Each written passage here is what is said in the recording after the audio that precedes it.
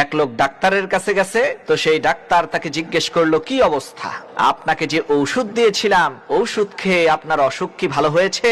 তখন সেই লোকটা বলল, জি ডাক্তার সাহেব, মহান আল্লাহ তাআলার রহমতে আমি অনেকটাই সুস্থ হয়েছি। লোকটার এই কথা শুনে ডাক্তার সাহেব বলে উঠলো, কি সব আজে বাজে কথা বলেন, ঔষধ দিয়েছি আমি আর ঔষধ তৈরি করেছে বিজ্ঞানীরা, আর আপনি বলছেন আপনি আল্লাহ তাআলার রহমতে সুস্থ হয়েছেন।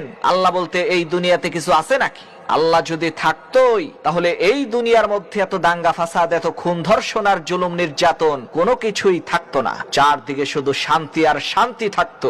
ডাক্তার সাহেবের এই যুক্তি শুনে সেই লোকটা বলল, আমি তো মনে করি এই পৃথিবীতে কোনো ডাক্তার নাই, যদি ডাক্তার থাকতো তাহলে এই দুনিয়ার মধ্যে কোনো অসুস্থ লোক থাকতো না। তখন সেই ডাক্তার সাহেব বলল, এটা তো ওই অসুস্থ ব্যক্তিদের দোষ, তারা কেন ডাক্তারের কাছে আসে না? তখন সেই লোকটা বলল, ডাক্তার সাহেব, যেমনি ভাবে দুনিয়ার মধ্যে অসুস্থ লোক থাকার মানেই এটা নয় যে দুনিয়ার মধ্যে কোনো ডাক্তার নাই। এখানে সমস্যা হলো অসুস্থ লোকেরা ডাক্তারের কাছে যায় না, ঠিক একই ভাবে আল্লাহ তাআলাও আছে, কিন্তু মানুষ তার হুকুম পালন করে না। এজন্যই দুনিয়ার মধ্যে এত বিশৃঙ্খলা, মারামারি আর হানাহানি। দুনিয়ার সবাই যদি আল্লাহ তাআলার হুকুম পালন করে তাহলে চারদিকে শুধু শান্তি আর শান্তি বিরাজ করবে।